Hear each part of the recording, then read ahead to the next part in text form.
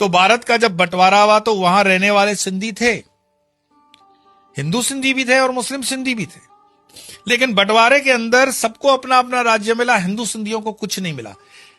महात्मा गांधी ने हिंदू सिंधी नेताओं को यह कहा कि आप ऐसा करें, पोरबंदर गुजरात की तरफ आपको हम अपना स्टेट बनाने की थोड़ी सी जगह दे सकते हैं। लेकिन उस वक्त के हिंदू सिंधी नेताओं ने सोचा नहीं, हम तो नमक हैं, आटे में मिलकर के रह जाएंगे, बस एक रस हो जाएंगे। विनाशकाले बुद्धि विपरीत। ये जो आटे में नमक की बात हुई, इससे सिंधी बिखर गए।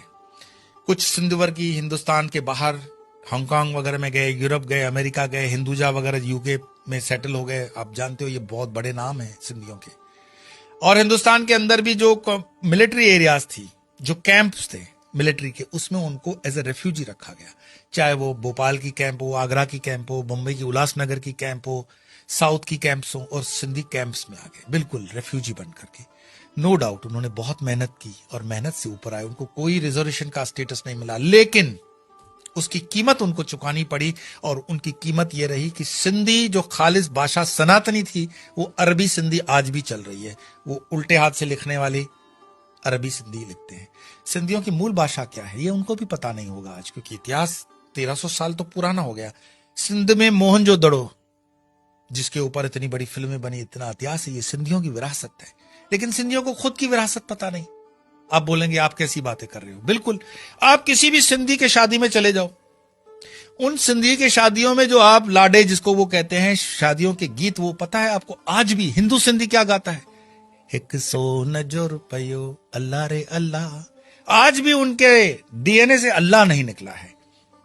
वो बोलचाल की भाषाओं में, मैं कई सिंधियों के घरों में बहुत मेरे घनिष्ठतम संपर्क रहे हैं, आज भी बोलचाल की भाषा में अल्लाह को बोलते हैं और उनको बड़ा फख्र होता है कि ये हमारी विरासत है, ये सिंधियत है।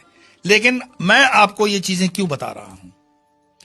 सिर्फ इस चीज को समझाने के लिए कि अगर उस वक्त सिंध के राजा दाहिर को सब राजाओं ने सपोर्ट किया होता तो बटेंगे कटेंगे वाली बात तब नहीं होती।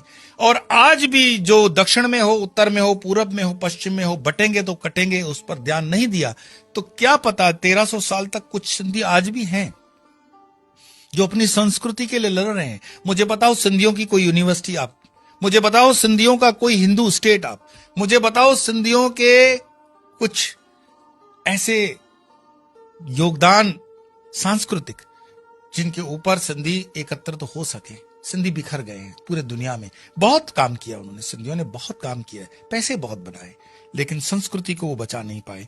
मैं पिछले दिनों मेरे पास एक निमंत्रण आया